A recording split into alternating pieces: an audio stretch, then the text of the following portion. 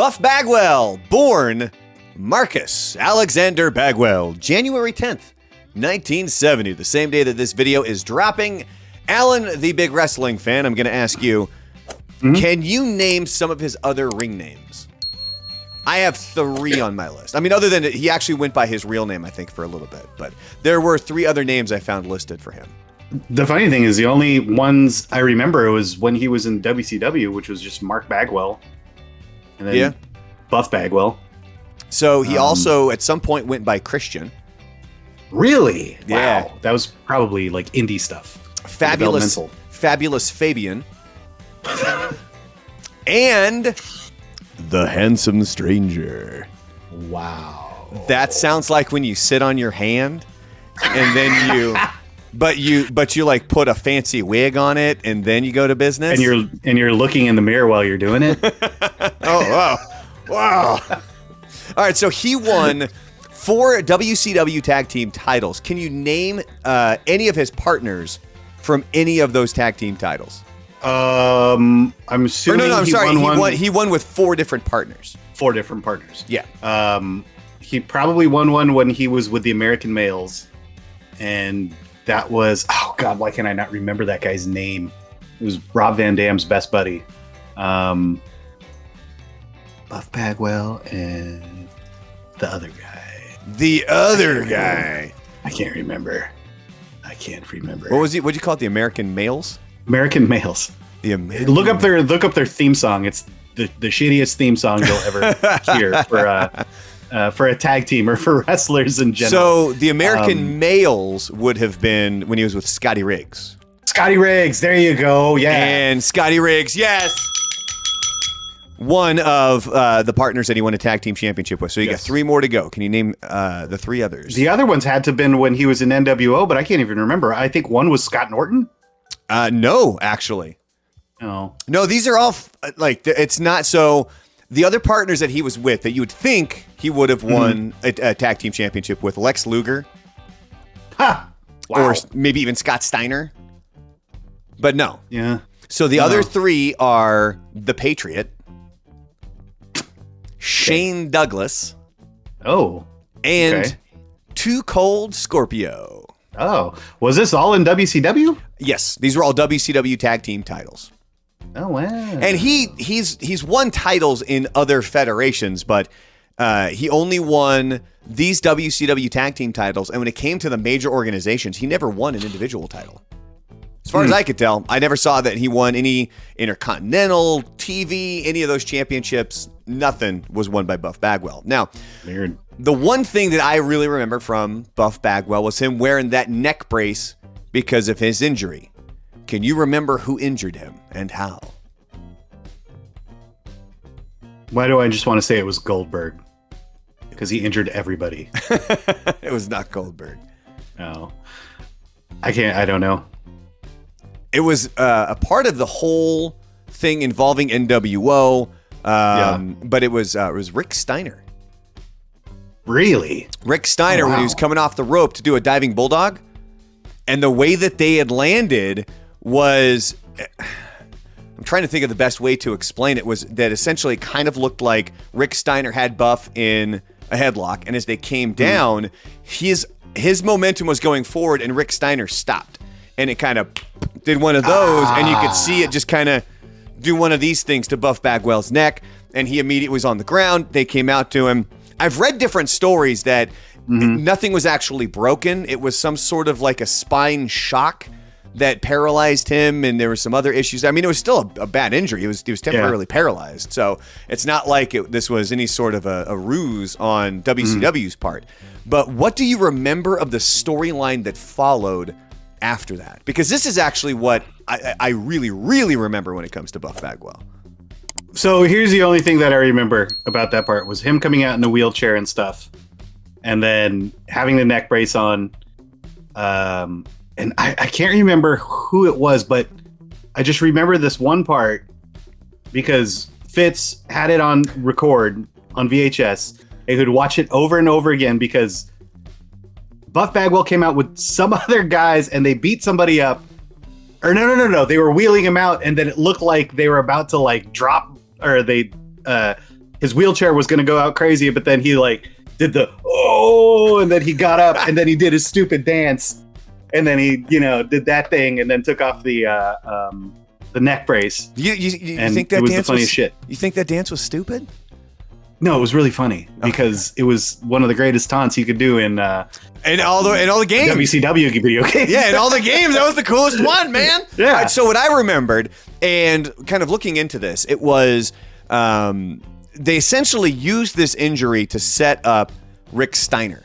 So the one clip that I remember, which you can find over on YouTube, is they wheel Buff Bagwell out with Rick Steiner. I'm sorry, not Scott Steiner, Rick Steiner. And Rick Steiner is asking for forgiveness. Hey, I'm sorry. And they're trying to make it look like it's a real storyline. And then Hollywood Hogan and NWO come out and they actually kick Buff Bagwell out of his wheelchair. Yes. And then when they storm off, then when they come back, like on whatever the next event or the next show was, they used that as a way for Buff Bagwell, where I think that's what you're talking about, where they made it look like he was injured. Rick Steiner came out, and then NWO ends up jumping Rick Steiner, and all of a sudden Buff Bagwell is back with NWO.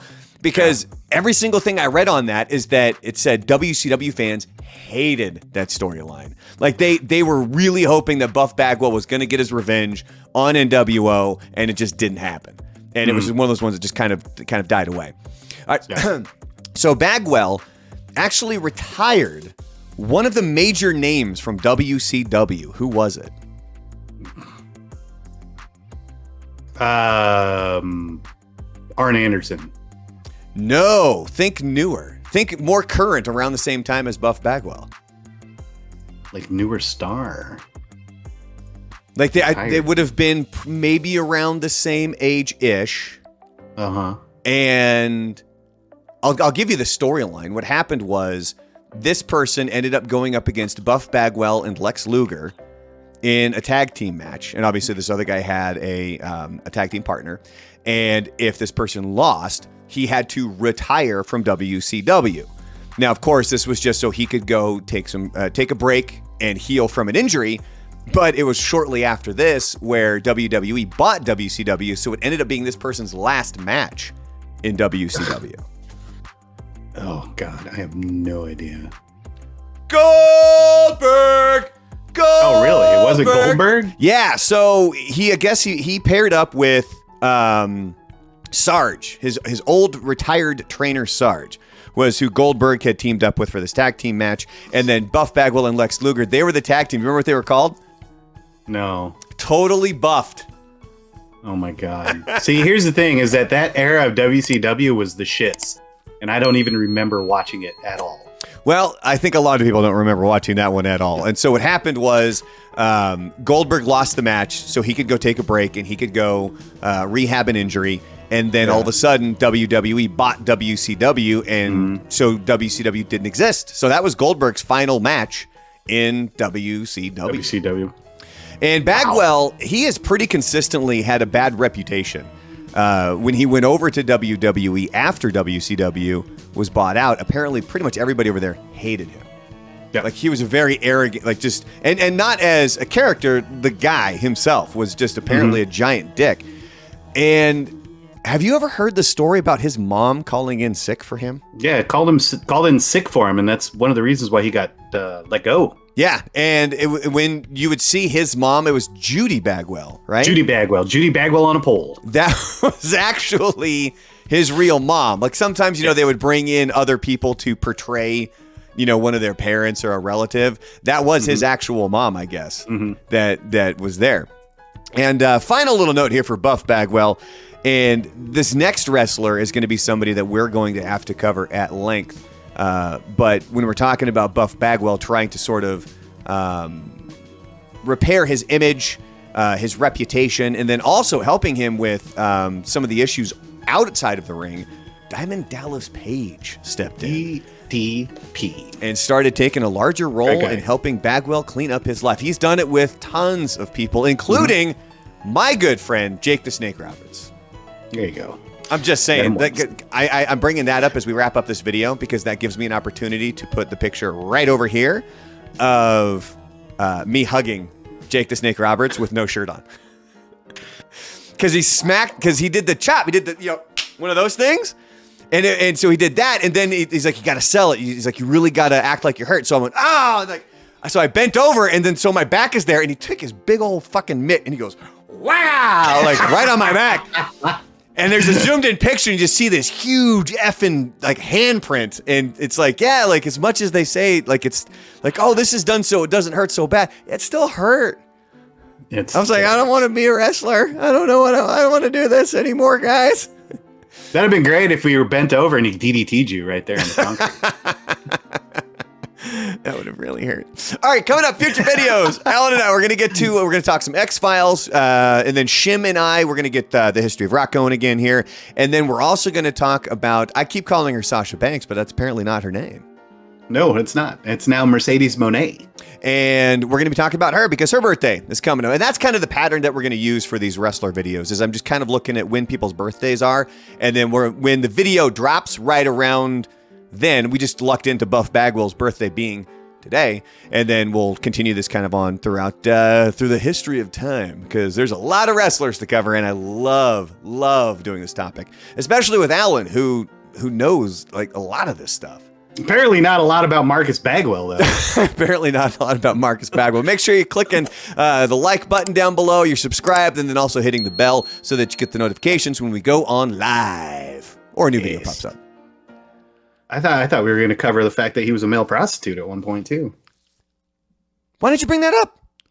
There was no good point in bringing it up. There was no good point in bringing up the fact that he was a male prostitute? There was no like. I think I totally forgot about that. Buff Bagwell. Okay, fine. Prostitute. Buff Bagwell working as a male prostitute. Or the fact that recently he started getting on Twitter and started praising all these, he started being all what do you call it, SJW and shit, and it wasn't actually Justice him. Warrior. And it wasn't actually him. It was I think a third party or an agency that was doing it for him. Yeah, it was somebody who was running his accounts, but he claimed that he believed the same things that they were saying. Bagwell appeared on the Showtime hit Gigolos. Yeah, there you go. But he's not just doing it for the camera. It says that they provide escorts who offer companionship. Reading between the lines is highly permissible. The company charges a pretty penny for Bagwell's services, $800 for 2 hours, $1,550 for 4 hours, or $3,000 for an overnight visit. Weekends are steep, $8,000. If you're looking for a full week, $25,000. It's a lot of money to spend with an asshole. Maybe they wanted to play with that. You never know. Glavin.